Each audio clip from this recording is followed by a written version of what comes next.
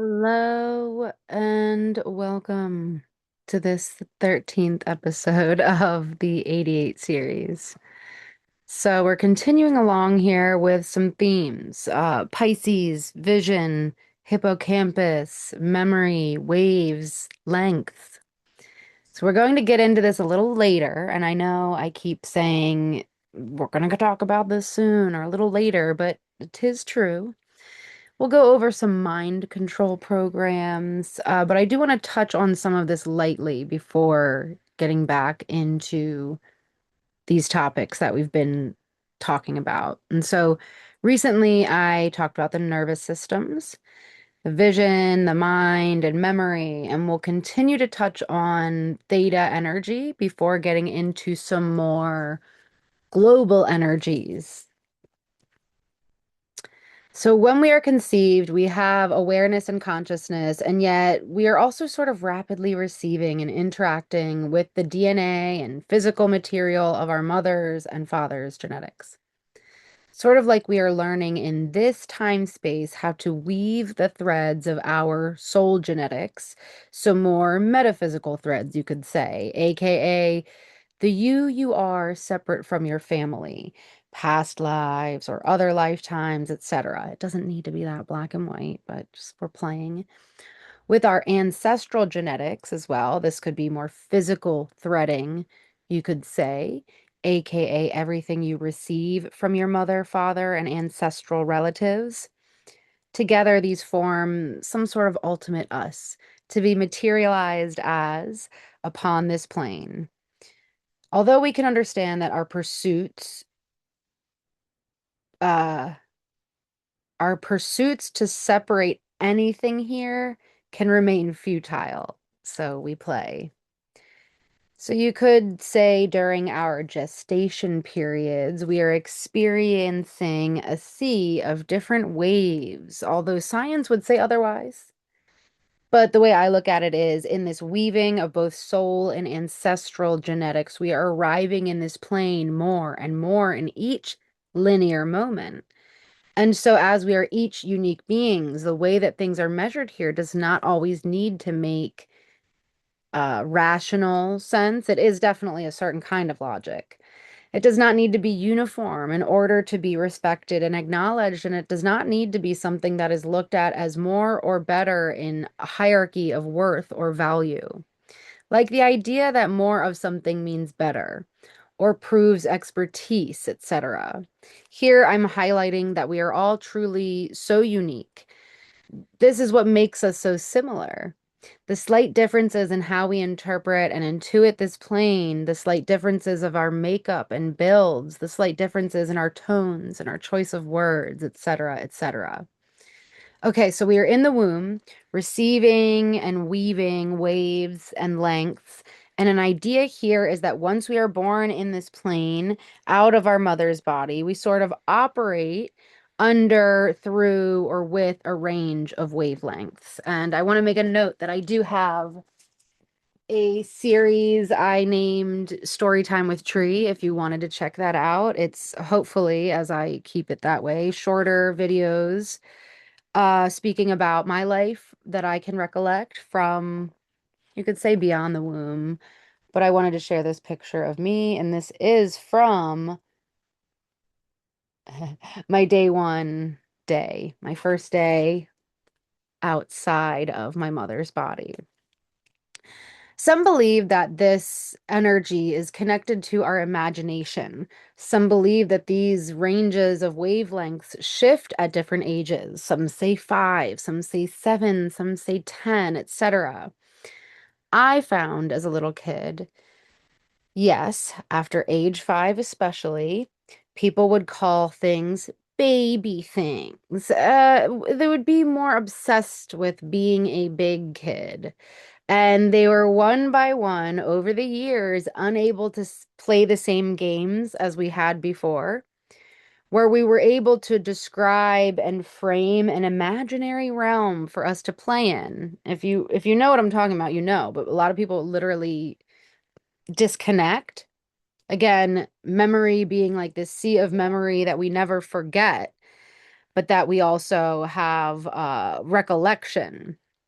And recollection is a little different in terms of everybody remembers, but do they recollect that you could literally like frame, like, hey, what are we gonna do? Where are we gonna play? And we would toss out ideas, and then it's like literally it would like appear in front of us. It wasn't just some imaginary little kids game for babies or whatever. So people were unable. They would be like, what are you talking about? It's like they were literally blocked from entering that play realm. It was like they switched, if you will, and they had no memory of it. And then you would get called a baby or crazy or stupid for suggesting that we play the way we used to. By the time I was 10, for sure, a lot of people had lost their imagination. See, like you lose it. Why would that be such a common phrase or terminology? Losing it. Wouldn't that mean that it belongs to somebody in some way to begin with? I mean, we don't have to go into that, but okay. Further, the idea is that when we are operating under these specific brain waves under a certain age, we are more in our subconscious mind. This is where terminology and science is. I don't love it, but I will use it to communicate some things here. And if you recall, I mentioned that when someone does muscle testing, the idea is that there's a connection to the physical body and therefore the subconscious mind that overrides the conscious mind. It's in the muscle memory.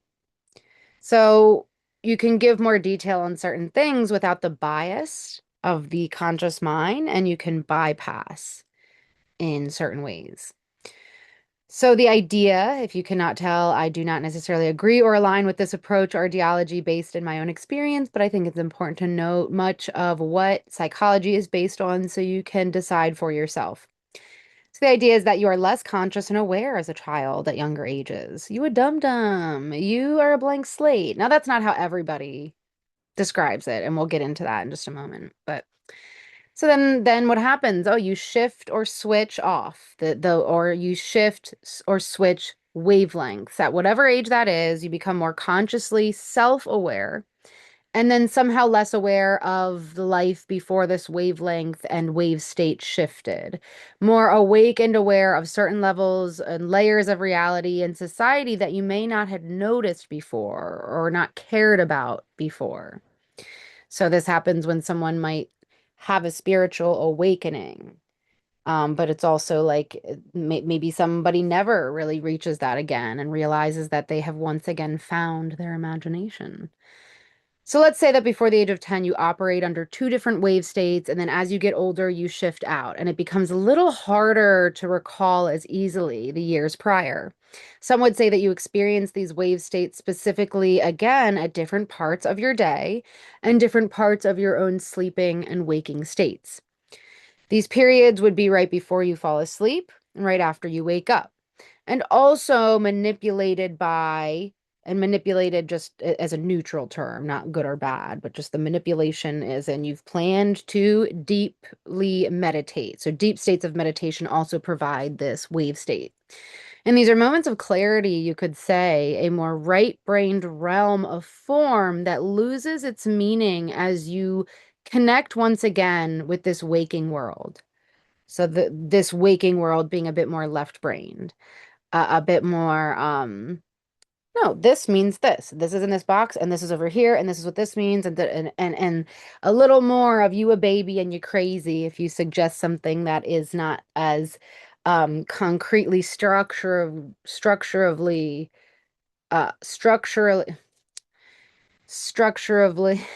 why can't I say structurally? Now I don't even remember what I was about to say, but just, something that you could say, this is this and this is that. And if you say, well, what if it's a little bit of this and that? And it's like, that's crazy. That's stupid. That's weird. Why would you do that? So you may remember your dreams better right when you wake up versus at those wave shift as those waves shift and you wake up more. And right before sleep, and right after waking up, is when people will often suggest for people to say their affirmations, set intentions, meditate, etc., being open to this state and this wave and its length. And that's also how hypnosis can work to a degree, is the idea that someone can get you into a certain state.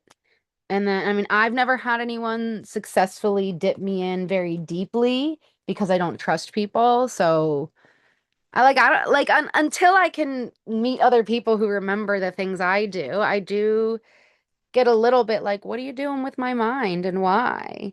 Other than like business and stuff, there are definitely people who want to help people. So it's not that I don't trust anybody, but it is the idea of getting someone into a specific relaxed wave state to then uh play around with what one would call hypnosis.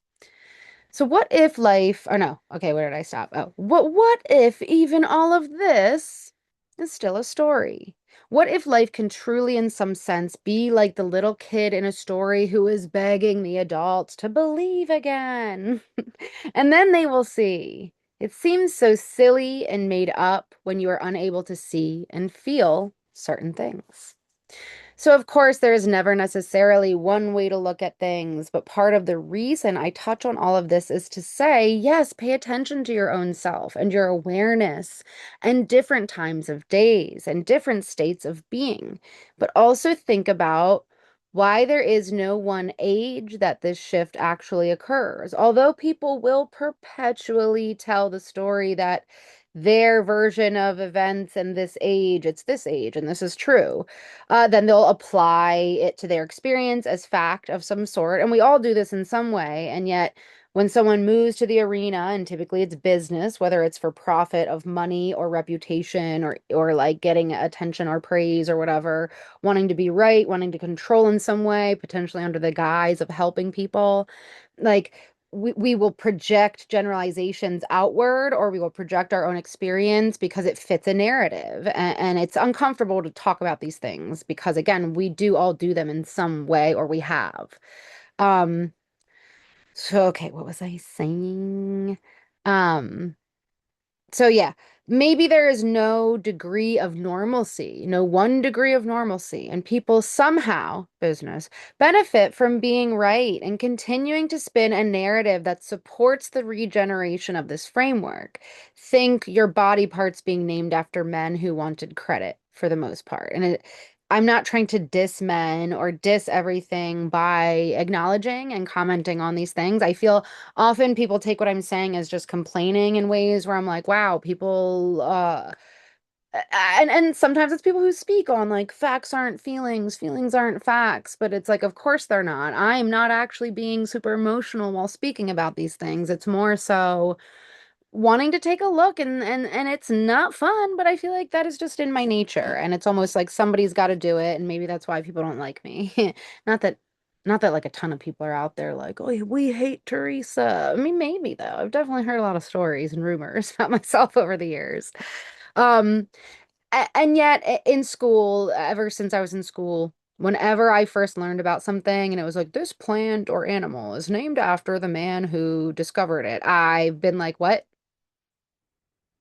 Beyond just being like, what kind of colonizer-ish energy is this? It's like the nature someone can take on to want to project their experience as fact for others. And while we can communicate bits and pieces of these things, I feel sometimes it gets a little lost in the sauce, and that can be maybe good for generalizing and wanting to include more people, but it can also be sort of this unspoken taboo nature that exists in society where people will just sort of go along with things, especially when it comes to like being intelligent, being smart, academia, knowing the right thing, the correct way. It's like, I don't know, it is very much to me like a design in some regard. So it is curious for me to want to investigate a little on all of this. This was me doing like a I don't know, like a telescope. I'm investigating. I guess it could have been like a magnifying glass. I'm investigating, whatever. I'm not using either of those things to investigate. So, okay. It isn't bad to be known. It isn't bad to want credit. etc., etc. But I'm also not here to say what is bad or good ultimately. I would rather emphasize the sea of choice that we can ride the waves of.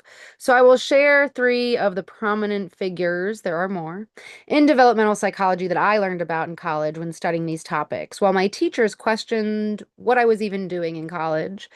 I do not agree with any of these, but wanted to share and note that it is important to be aware of that which shapes much of our current day, not to overanalyze or obsess with fixing or changing in a certain way, but to gain more autonomy in your choice.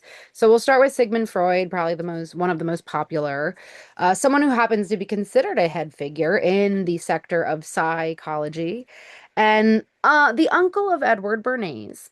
These two had major influence on the American people, and you could say that they had a major effect on the aftermath of what I label as a mud flood, which has to do more with the sea of memory, and the insane asylum wound, of an over-amplification of the measure of intelligence in a world where people would rather be called smart than say how they actually see, feel, and experience the world.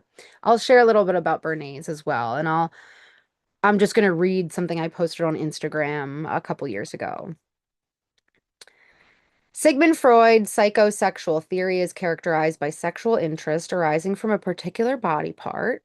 And he originated the psychoanalytic theory. He believed development occurred in the first 6 years of life in stages called psychosexual.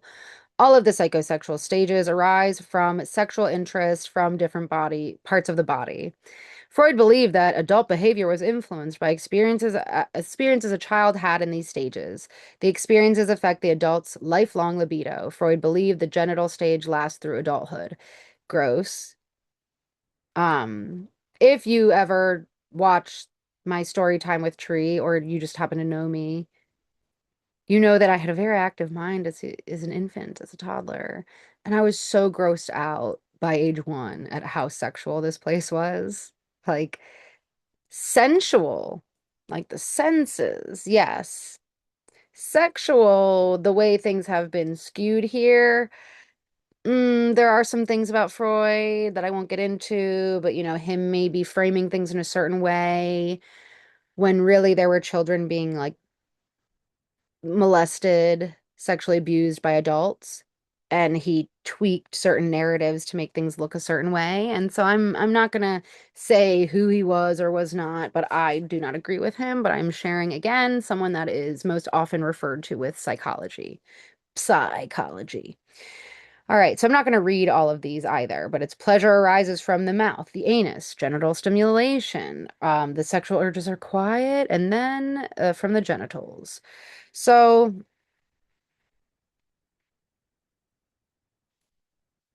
there are many reasons that that could play out that way, and I just don't think it at all has anything not to do with the over sexualization of humans in this plane, but also the abuse of women and children.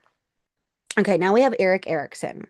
Psychosocial theory. It's characterized by a challenge or developmental crisis.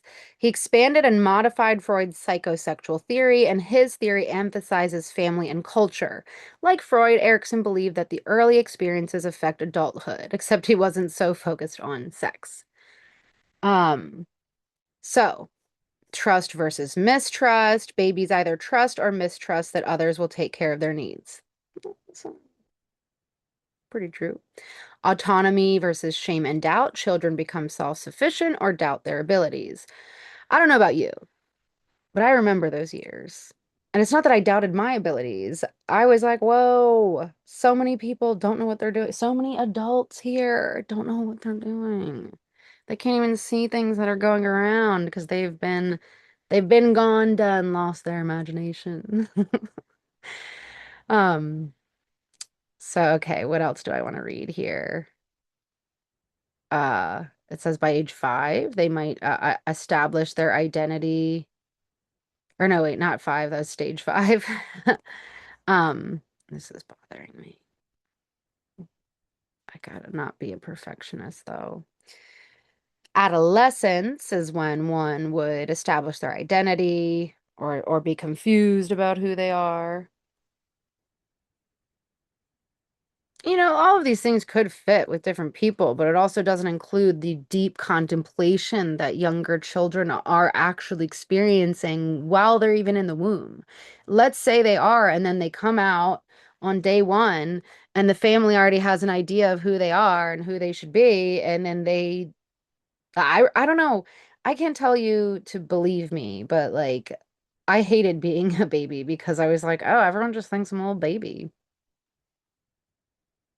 Like, I was like, I have so much I want to say and share, and I was looking for the telepathy, and it wasn't there. And so, although there are people who want to help babies, and you can get a lot from certain concepts, I feel like there's a whole world of things occurring that remains secret to some degree, and it's why movies as a kid that were about babies, be like baby geniuses and stuff, I was so annoyed because in my head when I was little, the bad aliens were part of Hollywood. And I was like, look, I didn't know the word gaslight, but that's what I would have said if I did. Look at these bad aliens gaslighting me through these movies that everyone's laughing at, as if babies could be geniuses. Mind you, babies shouldn't be running everything. However, the idea that the level of consciousness that I have now is not the same exact I had in the womb or as a kid, like that is, when I say business, it doesn't have to mean just like someone making money. It's like when you say that's none of my business. Well, some people make it their business to know their business. And sometimes people use confidence and anger. It's like this weird mixture of confidence and anger. And then look who's leading things, or look who's right, look who's correct, look who's smart, look who knows the truth. It doesn't always have to be a mix of the two outrightly. But often there are undertones of some form of anger because there's that level of control there. And to me, those are related in some way, where like when we want to control something but can't, we might get angry. Typically, I feel like that would be maybe frustration, but that's still more along the lines of anger than it is like sadness or happiness or joy, whatever. But whatever, doesn't nothing has to be black and white. Oh, so this is Jean Piaget. Cognitive theory focuses on how children think instead of what they know. Cognitive theory also oh wait, that's the same sentence twice. How children think changes with time and experiences. Children's thought process affect their behavior. Cognitive development occurs in four age-related periods. So this is the one I resonated with the most in terms of having to pick one when I was writing papers in college. I roll. But also, I roll because I ended up being like a freak show for my teachers with my stories, and it caused a lot of stress for me. I actually drank a bunch once after class and they got arrested for drinking and driving later that night. But it's because I was asked to speak about the first time I found my mom having a stroke and what I remembered from it, and I don't know why I did it because it just pissed me off because I already feel like such a freak here. And then it was like I studied psychology to try to learn more about myself, and then I was left to write papers about this, and none of them fit my experience. But then I was having to tell these stories about when I was 1 and 3, and everyone would laugh, be like, "You're so weird," and I'm like, "But whatever, okay, story for another time, I guess." Story time with Tree. Plug. Okay, I won't blame them, but a big reason I got a DWI was because of how alone I felt dealing with so much. So not to excuse drinking and driving or any of that kind of stuff. Uh that's why I say don't blame them. I'm responsible. Well, really, I was irresponsible. But I just felt so alone, and I still do at times, of being aware of so much in a world where people were not aware of the same things and are and were incredibly judgmental about intelligence and making sense and like being right. Like it's as if people think you can't feel them, like people just make a face at you or think things while you're talking. And if you're empathetic, telepathy, if you're telepathic and empathetic, you can literally feel the sensual nature of somebody else who is thinking, well, you're a dumb bitch, while they're like acting like they're listening to you. And then they're surprised when you're like, you think I'm a dumb bitch or something? Like that's fine, but like we don't need to be okay, let me stop. Let me reel myself in here. I'm partially speaking again to this unspoken, but at times spoken, social taboo nature that exists here, where like you're not supposed to talk about certain things, but at the same time, people don't like, at least it's been my experience, people do not like me being intelligent. Like they can be smart, but Teresa, and I've been like, okay, I don't even care about any of that. I'm trying to like, I'm trying to fuck shit up in the best way possible, okay? I came here to do the stuff. So, all right, let me stop blabbing. Um, sensory motor, birth to 2 years. Infant uses senses and motor skills to learn and understand the world. Infants learn that when objects are out of sight, they still exist. 2 to 6 years, pre-operational. Children think symbolically and are egocentric, perceiving from their perspective. Imagination expands and language becomes significant for expressing and socializing. S- Still, this did not fit to what I experienced at age 1, but like it's closest. 6 to 11 years, concrete operational. Children understand and apply logic. Applying logic allows children to understand math and science concepts. Okay, I gotta stop there because it's just stupid.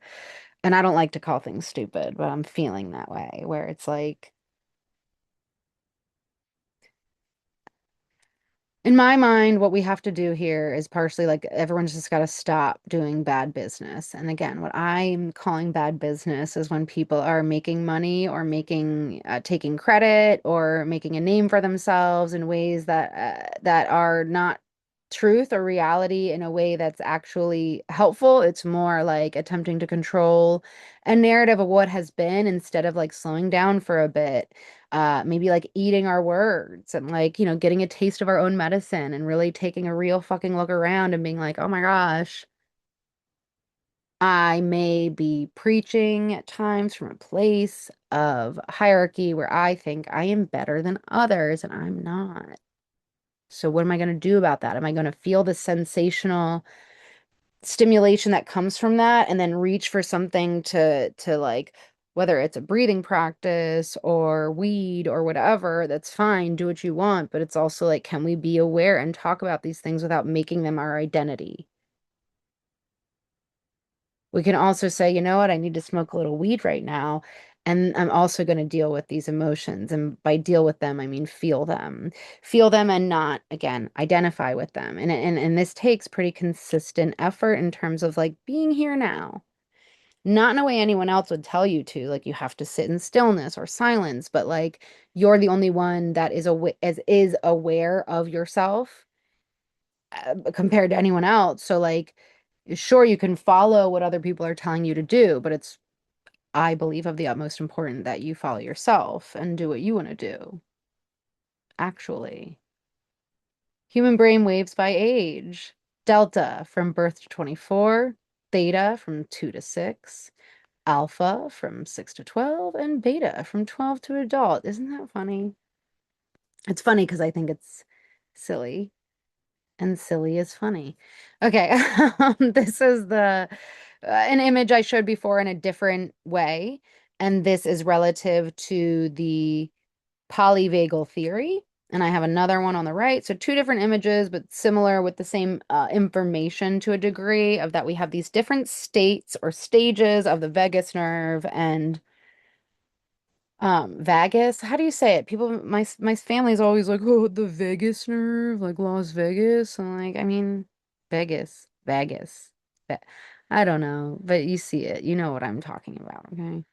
Um, but we all would have our own version of this. Whatever would get you to a certain state versus me would be completely and totally tailored to you and not just what you're aware of, but what your subconscious or unconscious mind is holding as well. And that is why I insist that the true definition of a secret is that which remains unknown by humans, because humans be taking advantage of what the truth is, and then they're like either being like, I'm so right, and like getting something weird from that, or they're like making money, or they're doing both. And yeah, again, this is not to say that all business is bad, but I'm also just hammering it in there. What's that? That's not a hammer. This is a hammer. What's this? I don't know. Oh wait, that looks that looks like something else. I should not do that on the internet. Um Okay, I'm hammering it in there that I believe we need to make a little bit of a change. We need to take a good look at ourselves. As someone who now owns a business, I have to pretty consistently check in with like why I'm doing what I'm doing.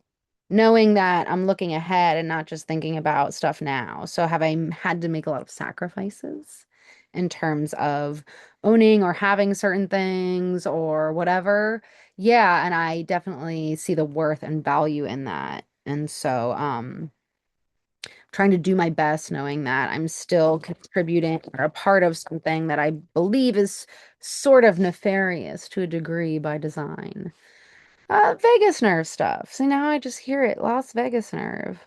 Okay, so there's a bunch of stuff listed here, but I also put a list on the left. Humming, toning, uh, whistling, that's one of my faves, singing, deep breathing, slow breathing, something I call fancy yelling, like, like it out.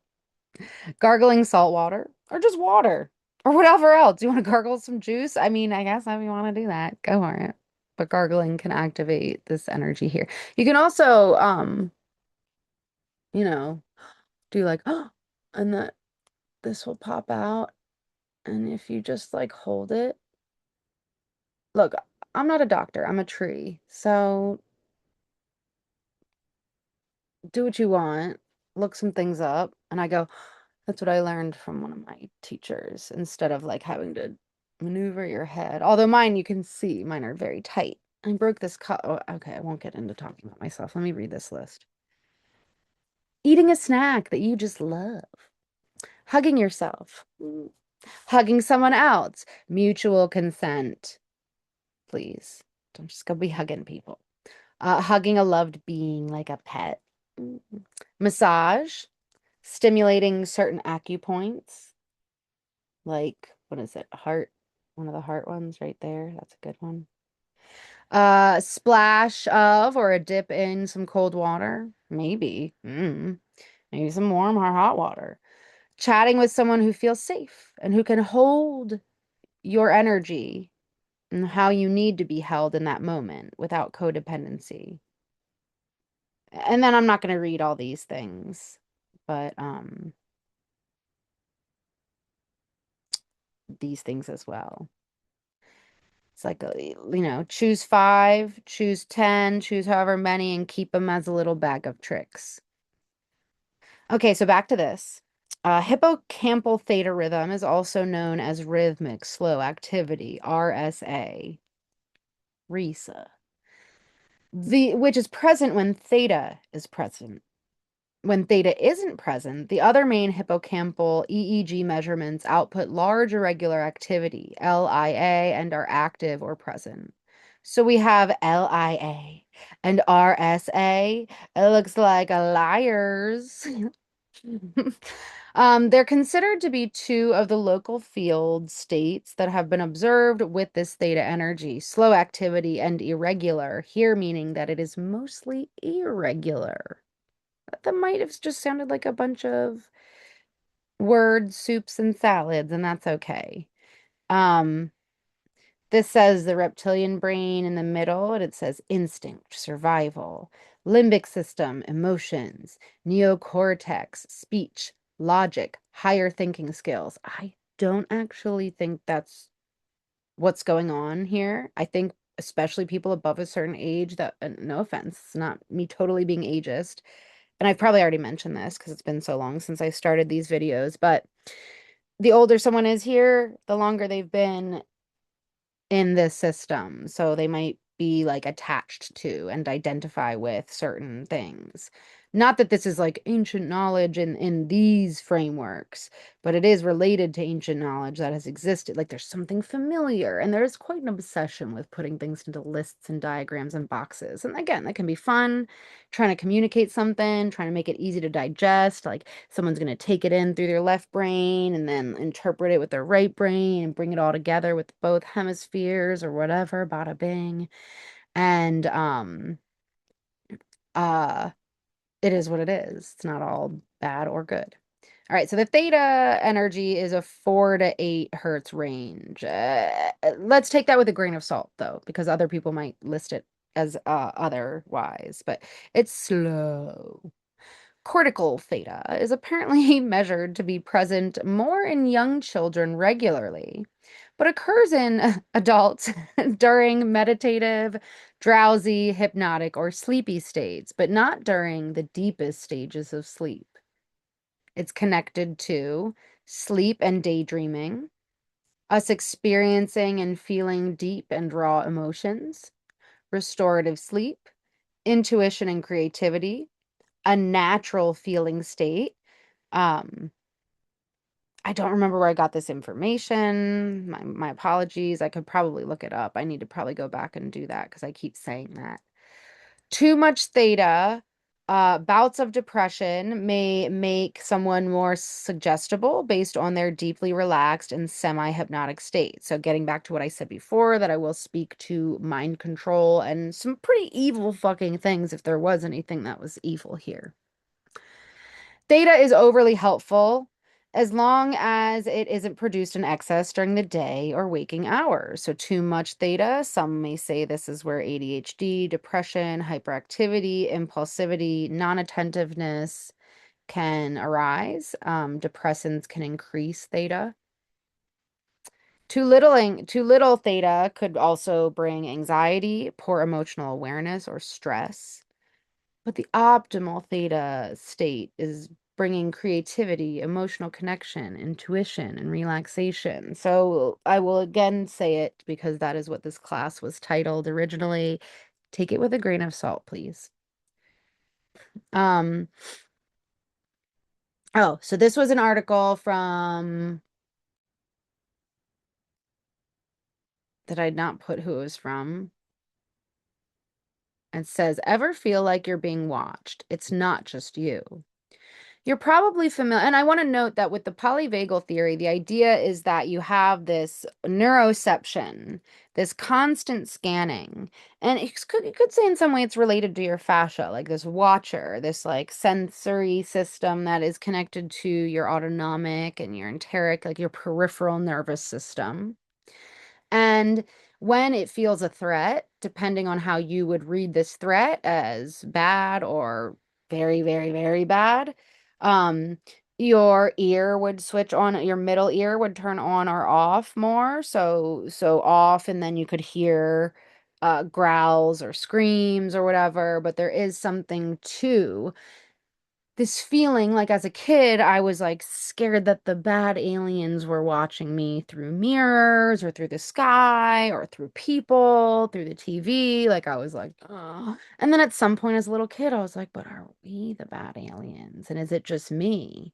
Like, am I here to do something I don't remember? And so there's a part of me that's like always watching me. I don't know. But let's look at to what this is saying. So take with grain of salt as well. You're probably familiar with the creeping sensation you get when you think someone's watching you. You don't know why, but suddenly you're convinced that someone is looking your way, even if you're alone in your house. But is this just a trick our brain plays on us, or are we actually sensing something that's really there? According to science, we might actually be onto something. Thanks to studies involving people with visual impairments, we know that the brain has a mysterious capacity to sense what's happening around us, even if we aren't actually seeing it. As Tom Stafford explains for BBC Future, research has shown that the eyes take in information beyond what's processed by our visual cortex. Take that part of the brain responsible for conscious vision and mapping out our view of the world. One study published in 2013 looked at a male individual referred to as TN who was cortically blind, which means his eyes were in working order, but the visual cortex had been damaged. So it can't do its usual job of providing sight in the traditional sense. And I wrote sight with the psi letter. That means someone who is cortically blind can't see. And then I put it again because in ancient Greek we would say psi instead of psi. What, oh, like, because I studied ancient Greek, not like we, all of us, but if you studied ancient Greek, you may have also pronounced the letter that way. That means someone who is cortically blind can't see what's around them, but their brain is still receiving information from their eyes. This condition gives us a chance to find out what our eyes take in beyond what our sight shows us. So this is furthering and continuing some of my framing around the conscious memory and peripheral memory, central nervous system, peripheral nervous system, central sight, peripheral vision, etc. Um, uh, in the case of TN, wait, is this text on me? I know it's just a bunch of text. Sorry if you're bored with me just reading to you. In the case of TN, well, too bad is what I was going to say. Too bad. You could just leave, okay? But thank you if you're here.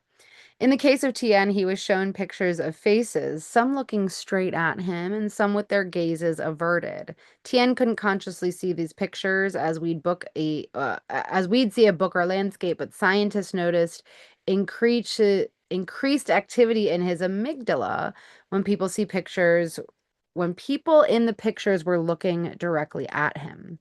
The amygdala is the part of the brain that prompts our sense of fear and other emotions and handles facial recognition. So there's a lot here because, well, okay, let me just continue reading. Could it be that our brains are trained to subconsciously recognize someone staring at us, even if it's only in our peripheral vision? This idea that a feeling of being watched is prompted by visual but subconscious clues is backed up by other research, which shows that we can tell the difference between a direct and an averted gaze somewhere in our line of vision from as young as 4 months of age. Being able to tell when someone is making eye contact is an important social skill, says psychologist Elon Schreira from Lake Forest College. It helps us communicate and convey information, which could explain why the brain has evolved this important trick. Hi, Bob. That said, the ability to sense that we are being watched only applies if the watcher is somewhere within our overall vision. Well, what is overall vision? While we might be able to pick up on a direct gaze subconsciously, it all happens through our eyes. We don't have a second pair of invisible pair of eyes in the back of our heads. Several experiments have shown that we can't actually tell if someone is watching us from behind, even though it might sometimes feel like it. But science does have a few simple explanations for what you might sense that someone is watching you from behind and turn around to see a face staring back at you. One possibility is that your observer has noticed you turning around and looked up at you in return. So even though you're being watched, it's only because you've turned around. Another explanation is that some slight clue has alerted you to the presence of someone else. It could be a reflection within your line of vision, a faint sound behind you, peripheral auditory as well. Not necessarily a sixth sense, just the standard five. Perhaps we are also predisposed to assume that people are watching you as a kind of defense mechanism.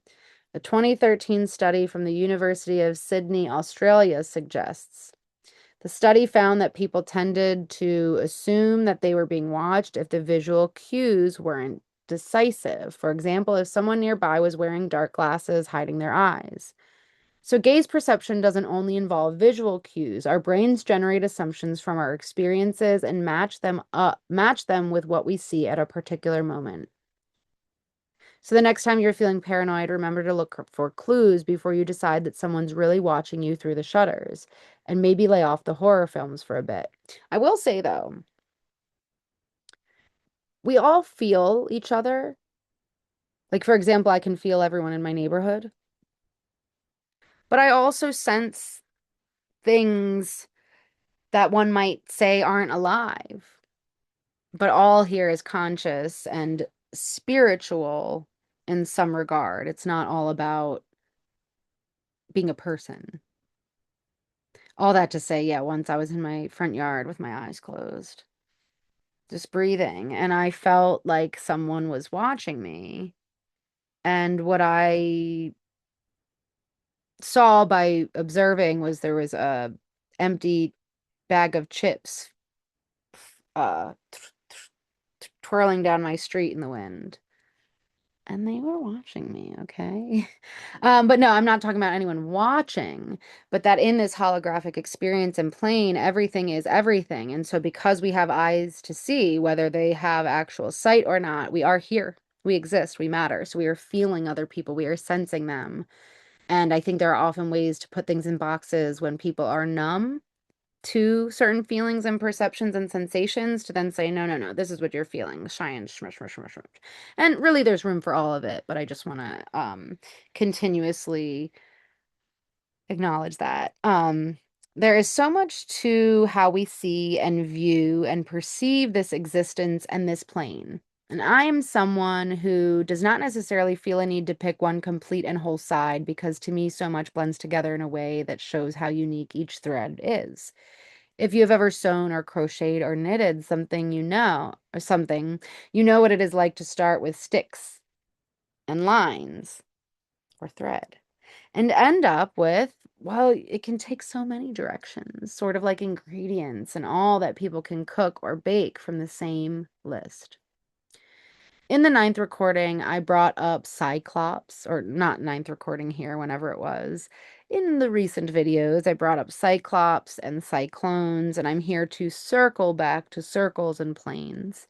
I'll touch on the solar system, the galactic plane, the word ellipse, as brought up surrounding, what does this say? As brought up. Also bring up, I don't know, certain surrounding pi energies and more before dipping back into the letter psi.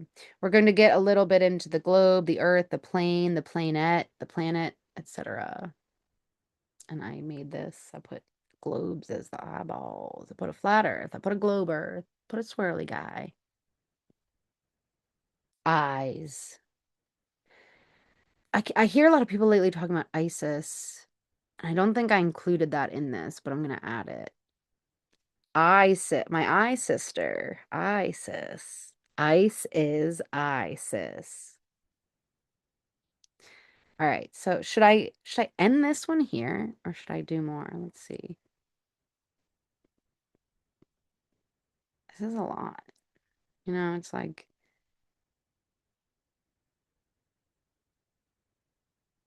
oh my gosh, I just put so much stuff in these. So yeah, maybe I will just, because how much longer was I gonna go? Where am I? I'm on slide 20. And I was gonna go to 46. I'll do a little bit more, but I'm not gonna do a ton more. Earth's rotation period relative to the sun, its mean solar day, is 86,400 seconds of mean solar time. Why can't it be nice? No. 86,400.0025 SI seconds. Because Earth's solar day is now slightly longer than it was during the 19th century due to tidal deceleration, each day varies between 0 and 2 minutes longer than the mean solar day. Earth's rotation period relative to the fixed stars, called its stellar day by the International Earth Rotation and References Systems Service, the IRS, is 86,164.0989 seconds of mean solar time, or 23 hours and 56 minutes and 4 and some seconds. Earth's rotation period relative to the precessing or moving means March equinox, when the sun is 90 degrees on the equator, is 86,164.0905 seconds of solar time, mean solar time. Yeah, I mean, you can just look at the numbers here. We're gonna reading a little bit too many numbers here. Thus, the sidereal day is shorter than the stellar day by about 8.4 milliseconds. Apart from meteors within the atmosphere and low orbiting satellites, the main apparent motion of celestial bodies in the Earth's sky is to the west at a rate of 15 degrees per hour or 15 inches per minute. Um, but I forget things, so and then I get all anxious, like, am I a dum-dum? Do I not know things? But whatever. Okay. For bodies near the celestial equator, this is equivalent to an apparent diameter of the sun or the moon every 2 minutes. From the Earth's surface, the apparent sizes of the sun and the moon are approximately the same. Earth's orbit. Earth orbits the sun, making Earth the third closest planet to the sun and part of the inner solar system. Earth's average orbital distance is about 150 million kilometers, 93 million miles, which is the basis for the astronomical unit AU and is equal to roughly 8.3 light minutes or 380 times Earth's distance to the moon. Earth orbits the sun every 365.2564 mean solar days or one sidereal year, with an apparent movement of the sun in Earth's sky at a rate of about 1 degree per day eastward, which is one apparent sun or moon diameter every 12 hours. Due to this motion, on average, it takes 24 hours, a solar day, for Earth to complete a full rotation about its axis so that the sun returns to the meridian. Now, okay, I know we're getting into a lot of jargon, but maybe consider sort of turning off your left brain and allowing the words to flow into a resonance that your energy can somehow pick up on and not need to fully understand. Not like you're just listening to me as the truth. I'm just saying don't try to get caught or try not to get caught up on all the technical jargon. So before moving on, what is a meridian? No, not the channels of the body that run along different planes of fascia, but the world body, if you will. In astronomy, the meridian is the great circle passing through the celestial pole. And I will say this is a lot of Wikipedia.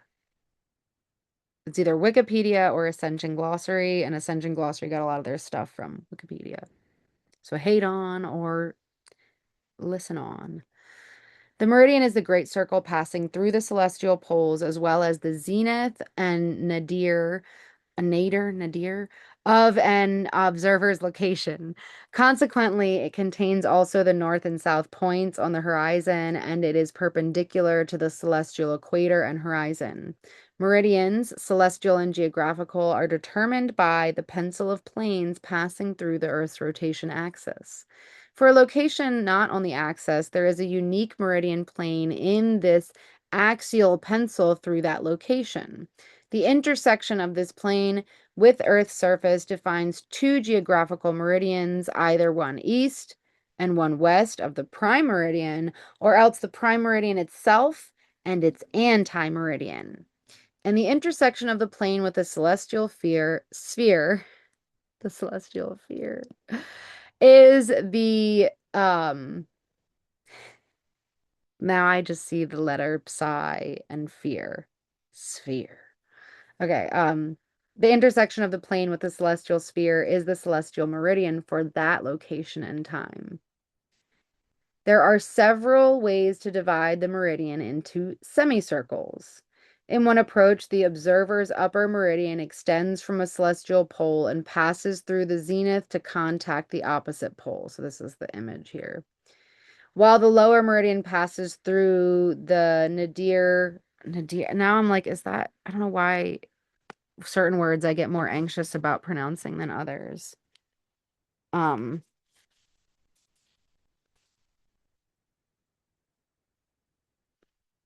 okay, sorry, I got distracted. My phone, an alarm went off. To contact both poles at the opposite ends. In another approach known as the horizontal coordinate system, the meridian is divided into the local meridian, the semicircle that contains the observer's zenith and the north and south points of their horizon, and the opposite semicircle, which contains the nadir and the north and south points of their horizon. On any given sidereal day or night, a celestial object will appear to drift across or transit the observer's upper meridians as the Earth rotates.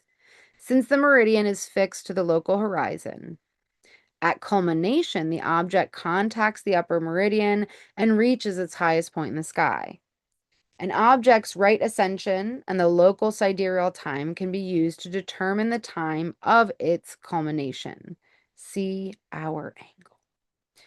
The term meridian comes from, and I'm literally reading that because if you want to look into it further, I did not include some of this stuff here. It's just a lot, you know. It's not like I'm an astronomer or a teacher or a scientist or one who claims to know the truth or what's right or correct.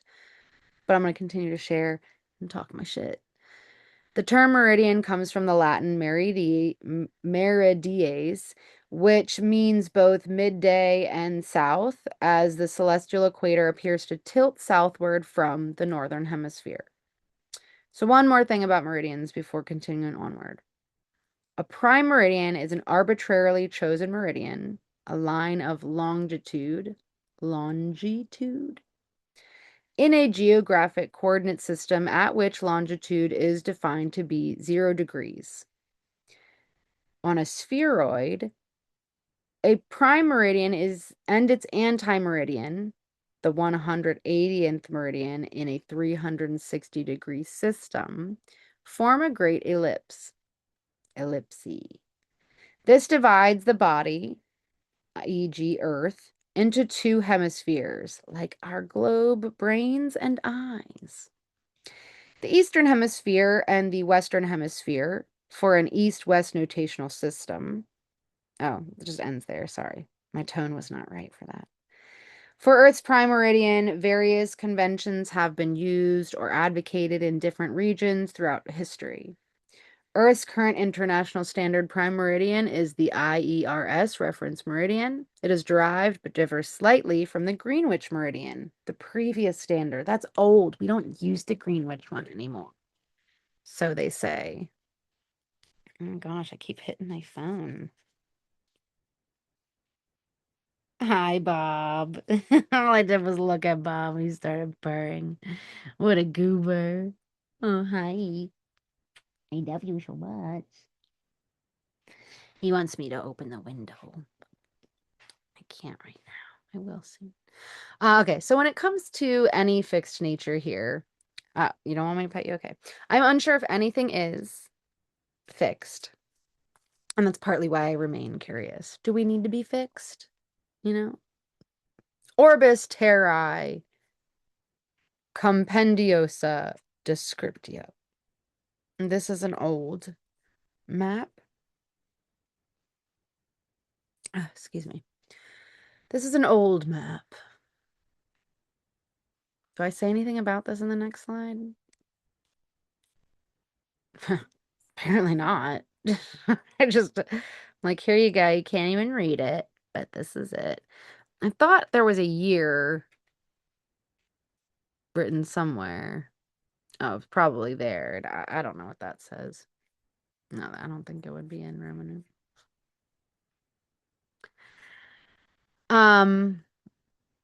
But it's just to show how long this concept has been used of using the latitude and the longitude, but specifically that longitude. And it's very interesting because people want to argue over what shape the Earth is. And I don't. So there's that.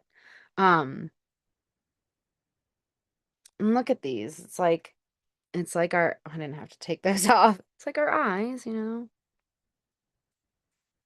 How much our eyes actually see.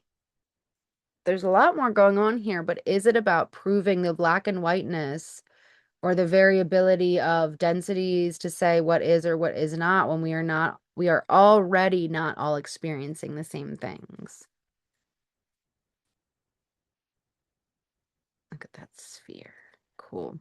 Okay, let's continue, and then I'll wrap this up in like 10 minutes, I think. The orbital speed of Earth averages about 29.78 kilometers per second, which is fast enough to travel a distance equal to Earth's diameter, about 12,742 kilometers, in 7 minutes. And the distance from Earth to the moon, 384,400 kilometers, in about 3.5 hours. The moon and Earth orbit a common barycenter every 27.32 days relative to the background stars. When combined with the Earth-Moon system common orbit and the sun, the period of the synodic month from new moon to new moon is about 29.53 days. Viewed from the celestial North Pole, the motion of Earth, the moon, and their axial rotations are all counterclockwise. Viewed from a vantage point above the sun and Earth's vantage point above the sun and Earth's north poles, Earth orbits in a counterclockwise direction about the sun. The orbital and axial planes are not precisely aligned. Earth's axis is tilted some 23.44 degrees from the perpendicular to the Earth-Sun plane, the ecliptic, and the Earth-Moon plane is tilted up to 5.1 degrees against the Earth-Sun plane. Without this tilt, there would be an eclipse every 2 weeks, alternating between lunar and solar eclipses. The Hill sphere, or the sphere of gravitational influence of Earth, is about 1.5 million kilometers in radius. This is the maximum distance at which Earth's gravitational influence is stronger than that of the more distant sun and planets. Objects must orbit Earth within this radius, or they can become unbound by the gravitational perturbation of the sun. Along with the solar system is situated, Earth, along with the solar system, is situated in the Milky Way and orbits about 28,000 light years from its center. It is about 20 light years above the galactic plane in the Orion arm. Longitude is a geographic coordinate that specifies the east-west position of a point on the surface of the Earth or another celestial body. It is an angular measurement, usually expressed in degrees and denoted by the Greek letter lambda, which is like an L. Meridians are imaginary semicircular lines running from pole to pole that connects points with the same longitude.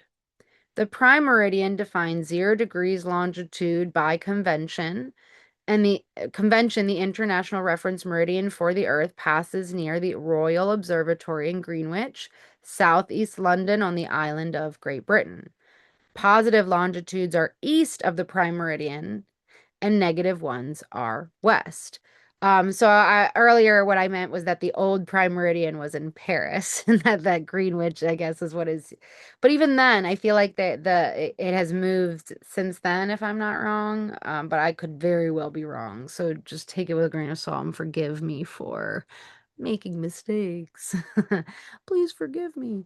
Okay, because of the Earth's rotation, there is a close connection between longitude and time measurement. Scientifically precise local time varies with longitude. A difference of 15 degrees longitude corresponds to a 1-hour difference in local time, due to the differing positions in relation to the sun. Comparing local time to an absolute measure of time allows longitude to be determined. Depending on the era, the absolute time might be obtained from a celestial event visible from both locations, such as a lunar eclipse, or from a time signal transmitted by telegraph or radio. The principle is straightforward, but in practice, finding a reliable method of determining longitude took centuries and required the effort of some of the greatest scientific minds. A location's north-south position along a meridian is given by its latitude, which is approximately the angle between the equatorial plane and the normal from the ground at that location. Longitude is generally given using the geodetic normal or the gravity direction.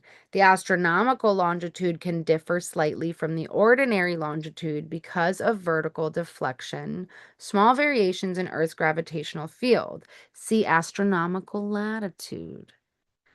So here's some stuff. Here's some stuff.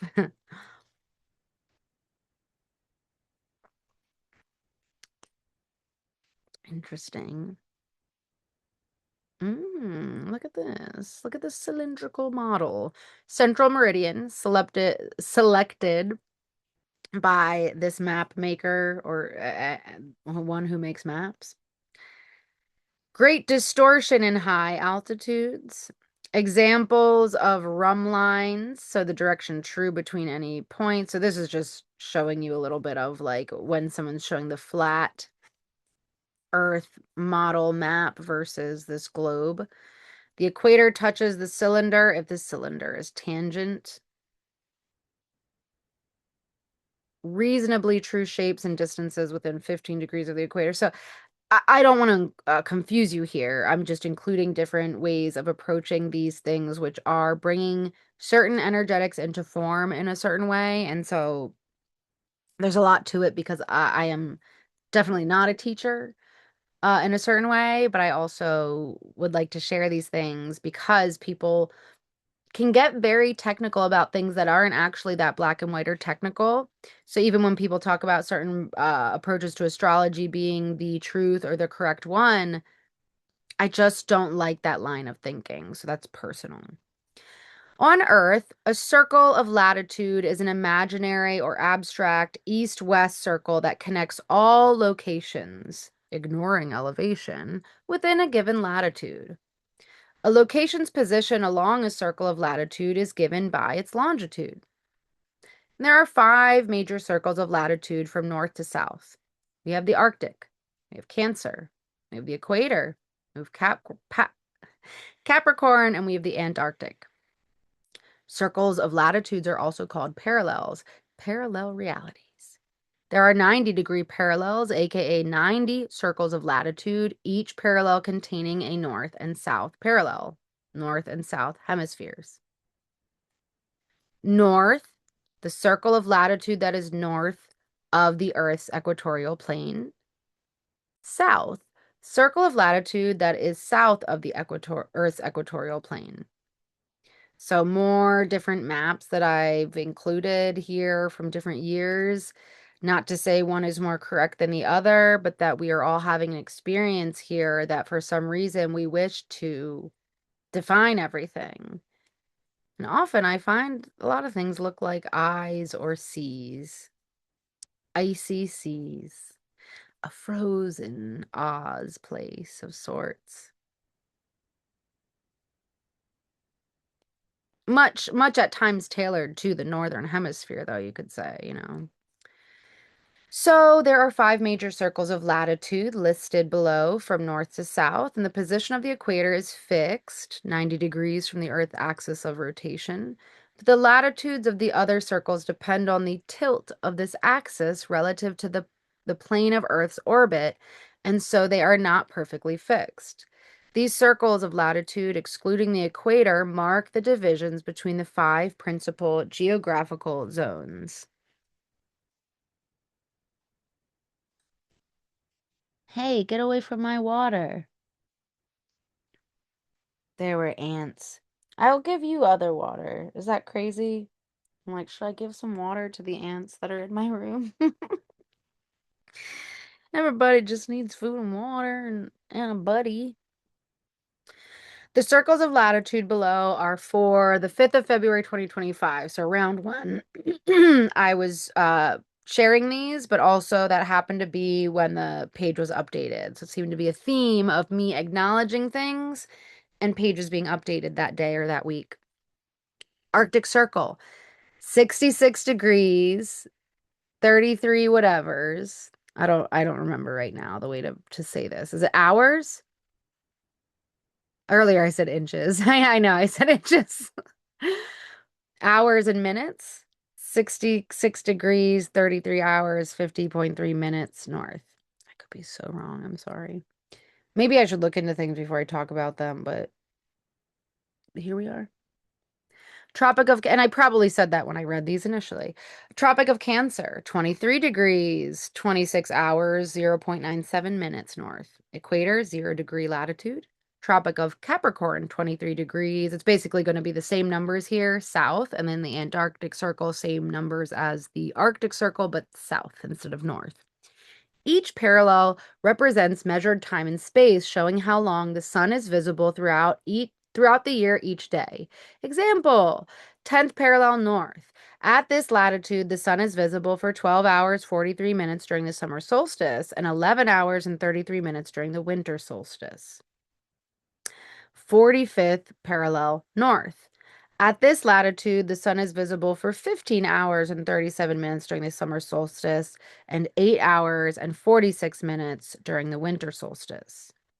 84th parallel north. At this latitude, the sun is visible for 24 hours during the summer solstice. And during the winter solstice, the latitude is under astronomical twilight. So we're all having these different experiences here of what time is, what space is, what locations are, what daylight is, what seasons are. A number of sub-national and international borders were intended to be defined or are approximated by parallels. The parallels make convenient borders in the northern hemisphere because astronomic latitude can be roughly measured to within a few tens of meters by sighting the North Star, Polaris. Circles of latitude are often called parallels because they are parallel to each other. That is, planes that contain any of these circles never intersect each other. A location's position along a circle of latitude is given by its longitude. So some repeats here. Circles are latitudes, unlike circles of longitude, which are all great circles within this with the center of Earth in the middle. As the circles of latitude get smaller as the distance from the equator increases. Their length can be calculated by a common sine or cosine sine or cosine function. For example, the 60th parallel north or south is half as long as the equator, disregarding the Earth's minor flattening by 0.3. Just disregard it. Stemming from the cosine 60 degrees, 0.5, I don't know what that means, I'm sorry. On the Mercator projection of the Gall-Peters projection, or on the Gall-Peters projection, a circle of latitude is perpendicular to all meridians. On the ellipsoid or spherical projection, all circles of latitude are rhumb lines except the equator. So again, lots of technical jargons here. Don't worry about it. I don't know things. I don't know nothing.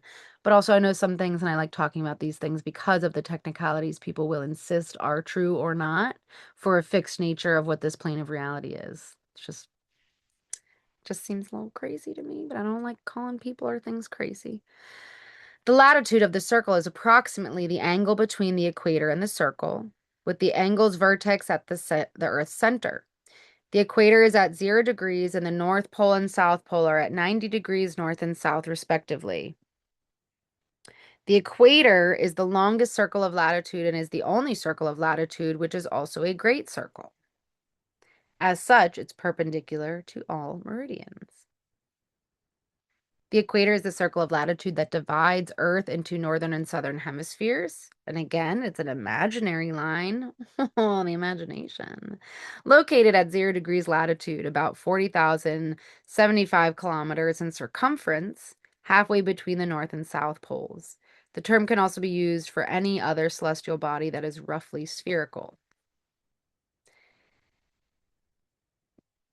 And there are 89 integral or whole degree circles of latitude between the equator and the poles in each hemisphere. But these can be divided into more precise measurements of latitude and are often represented as a decimal degree. For example, 34.637 north, or with minutes and seconds. Okay, it's minutes and seconds. I was saying inches earlier because, I don't know things. So example 22 degrees, 14 minutes, and 26 seconds south. On a map, the circles of latitude may or may not be parallel, and their spacing may vary depending on which projection is used to map the surface of the Earth onto a plane. On an equirectangular projection centered on the equator, the circles of latitude are horizontal, parallel, and equally spaced.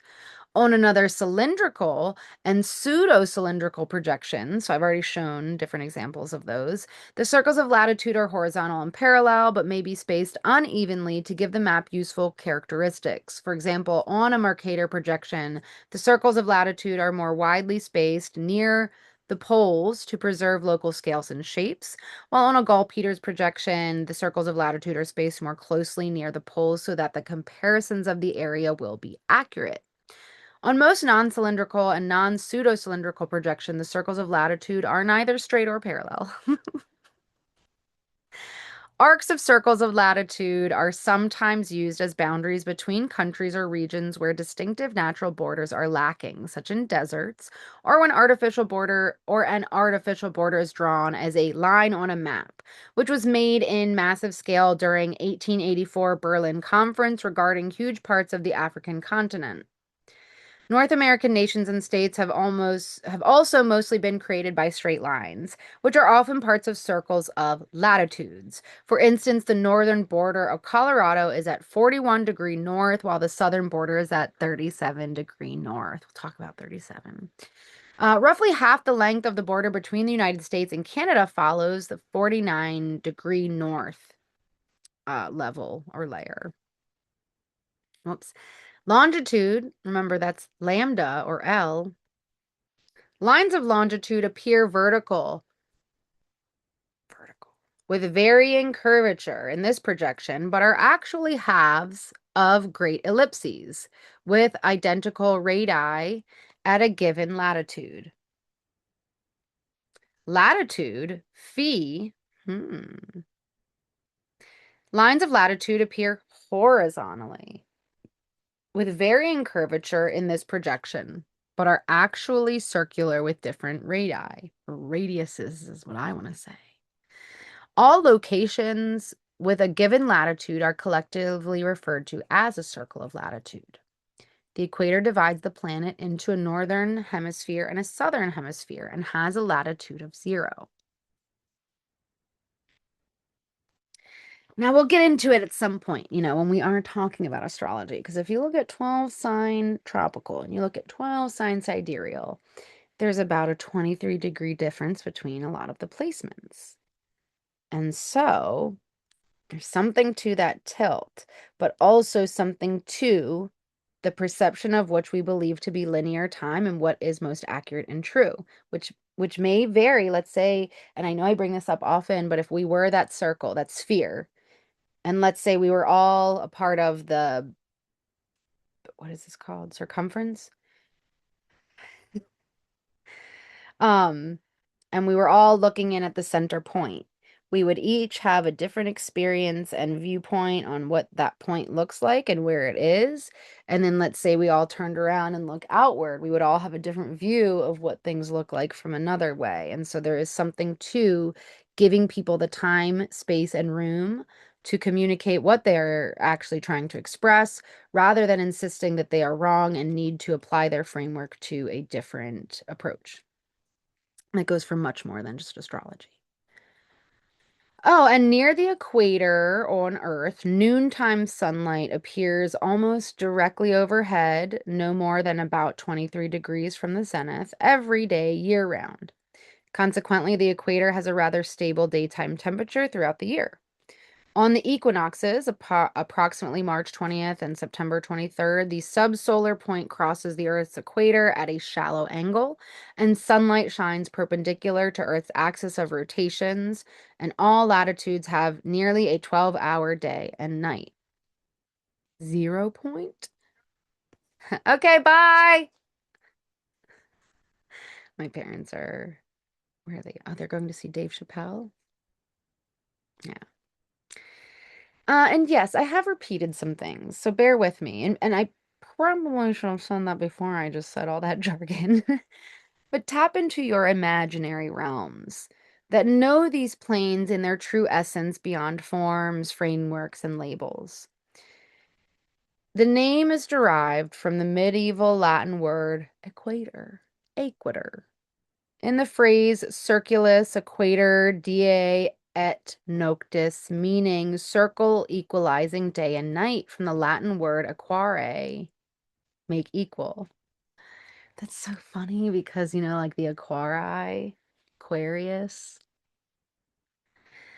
The equator, I mean, that's funny as in that's all I'm gonna say. And if you don't get what I'm saying, I guess that's it. You just have to get you either know what I'm talking about when I say the Aquarii, or you understand Aquarius, but also I made this little figurine with circle eights encompassing different planets and zodiac signs, and Aquarius paired with Saturn, primarily or traditionally, are on the outskirts, the outermost or the biggest figure eight that I chose to depict this image, and it's like Aquarius as the human archetype. It's like I think when we incarnate here, we are all Aquariuses.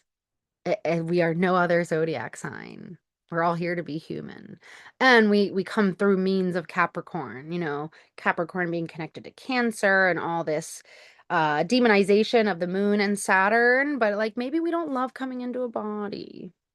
Maybe we like my memory is always like woo woo woo, yeah, yeah, I'm gonna go in some form. In another form, I thought I lost a card bet and I ended up here again. Um but again, watch story time with Tree if you want to. So, once I was here, and I literally mean once I was in the womb, I was like, okay, okay, this is okay. At first, I was very excited. As each day went on and time went on, I was like, I don't like it. I hate it here. Don't want to be born. And I feel like you can kind of feel that in this picture. Where I don't like mad. I mean, I do have those fists. I'm ready to fight. But I was a little like womp womp. So I'm just saying. Maybe there's more to what we call zodiac and astronomy and astrology, and whatever it really truly is, what coming into a body and whatever that means. I know I've gone longer than 10 minutes, but it is what it is here. I enjoy reading these slides, even if it's like boring for some people. I enjoy boring things. Okay. The equator is the only line of latitude, which is also a great circle. Remember? And that is one whose plane passes through the center of the globe. I used to carry around snow globes as a kid, and I'd shake them, and I'd be like, we can make the weather change with our thoughts, just like that. And people would be like, you're very weird. The plane of the equator, when projected outward to the celestial sphere, defines the celestial equator. So now let's chat seasons, equinoxes, and solstices. And this is probably where I should end it because it's a lot more jargon. But I like talking about this stuff. I think it's important to talk about it because so many people are claiming to know the truth, but like, and it's funny, this is like the prime meridian at Greenwich, and it's like, it's right here it is. And it's like just a very interesting place to be. So thank you. And I will be back at some point soon-ish, whenever. Until next time.